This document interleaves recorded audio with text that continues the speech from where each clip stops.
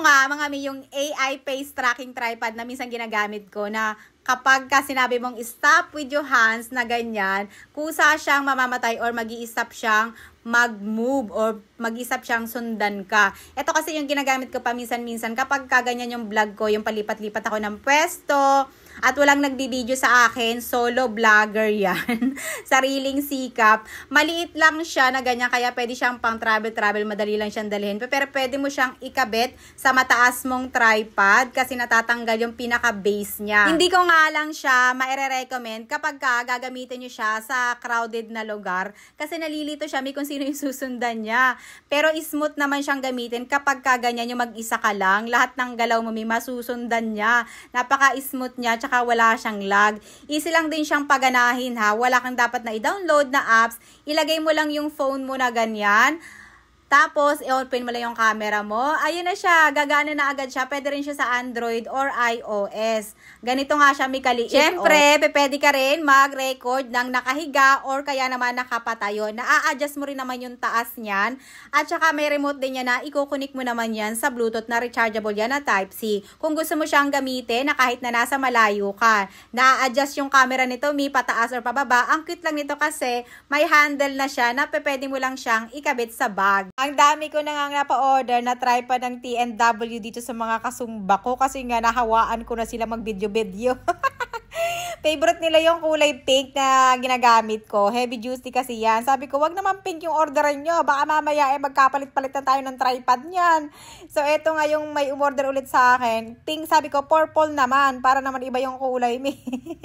So, eto nga, ang ganda rin ng purple nila ha. Light purple lang siya. Ito yung sa akin na pink.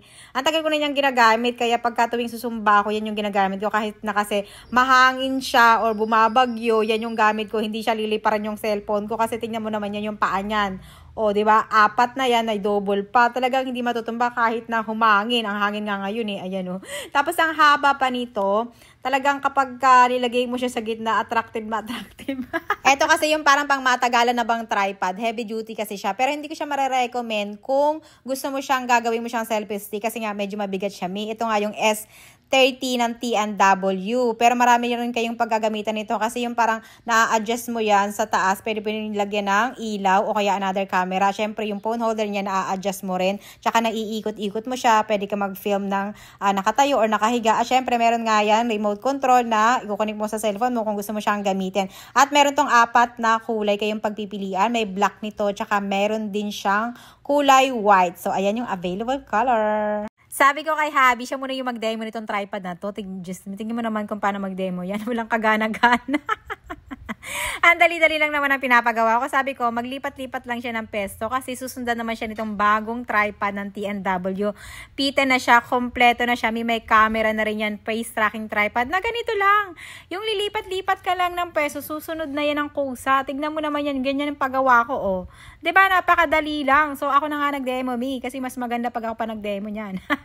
Ganito, oh, susundan ka ng camera habang naglalakad-lakad ka dyan. O, diba, napaka-smooth. Tripod lang yan, ha, pero may face tracking na. Kapag ka naka-green nga, ibig sabihin naka-on. Pero kapag ka inilagay mo yung kamay mo dyan na stop, mag-stop yan, magre-red button yan at mag-stop yan. At ang kagandahan, detachable pa siya. Tingnan mo, pwede mo pa siyang gawing phone holder mo na ganyan. O, di ba? Ang bongga nito.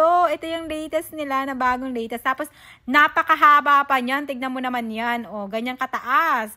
At eto, pag tinupin nyo, napakadali lang, napaka-smooth. Nakakabit na rin kasi yung camera niya mismo sa tripod. Ayan, na-a-adjust mo pa yan pababa at pataas yung camera. At saka naiikot-ikot mo pa yan. Ito, one tripod lang nandito na sa TNW P10. Grabe. At alam niyo naman kapag TNW, ito yung marirecommend kong tripod na talagang quality talaga at maganda. Tignan nyo naman.